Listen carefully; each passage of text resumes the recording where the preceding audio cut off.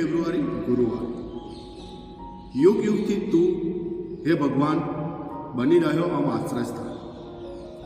માર્ગના શુભ સંદેશમાંથી પાઠ અધ્યાય 6 કડી 7 થી 13। તેઓ આસપાસના ગામોમાં ઉપદેશ કરતા ફરતા હતા ત્યારે પોતાના 12 શિષ્યોને બોલાવીને તેમણે 2 જણને ઉપદેશ કરવા મોકલી આપ્યા અને તેમને અશુદ્ધ આત્માનો વડગાર ઉતારવાનો અધિકાર આપ્યો। વળી તેમને આજ્ઞા કરી કે પ્રવાસમાં લાકડી સિવાય કશું સાથે લેશો નહીં, રોટલોય નહીં કે જોડીઓય નહીં, વાંસળીમાં પૈસા સૂતા લેશો નહીં, પગરખા પહેરજો પણ બીજું પહેરણ પહેરશો નહીં।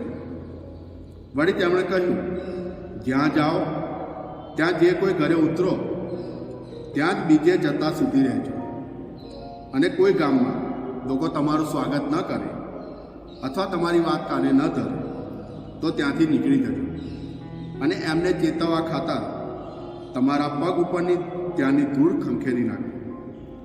એટલે તેઓ નીકળી પડ્યા અને લોકોને હૃદય પલટો કરવાનો ઉપદેશ આપવા લાગ્યા। તેમણે ઘણા અદ્ભુતો કાઢ્યા અને ઘણા માંદા માણસોને તેલ લગાવીને સાજા કર્યા। આ પ્રભુની વાણી છે, તે જ આપણો આધાર છે।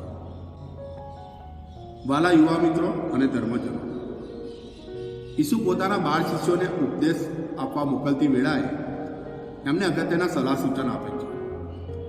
બંનેમાં કેન્દ્ર સ્થાને ઈશ્વર અને ધર્મ કાર્ય છે।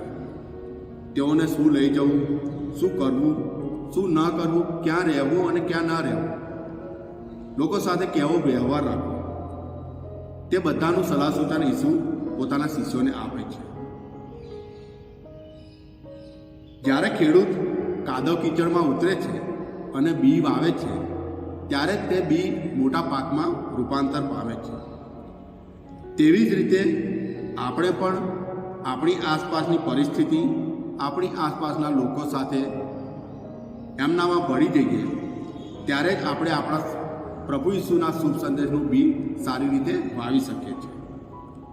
તો યુવા મિત્રો અને ધર્મજનો, ઈસુએ જે સલાહ સૂચનો આપ્યા હતા પોતાના શિષ્યોને, એ સલાહ સૂચનો મુજબ આપણે અત્યારે ક્યાં છીએ એ તપાસ કરવાનો વિષય આપણો પોતાનો જ રહ્યો। આમીન।